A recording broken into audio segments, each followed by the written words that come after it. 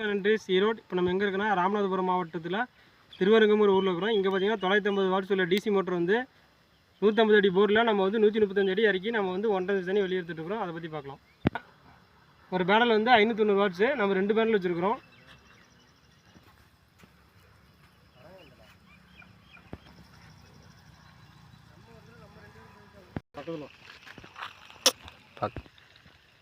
இதாங்க போரு, 150 அடி போரு. இதில் வந்து நம்ம 135 அடிக்கு வந்து 950 வாட்ஸ் உள்ள டிசி மோட்டர் இறக்கிருக்கிறோம். தண்ணியோட அவுட்லெட் பார்க்கலாம். தண்ணி வெளியே எடுத்துகிட்டு இருக்கிறோம்.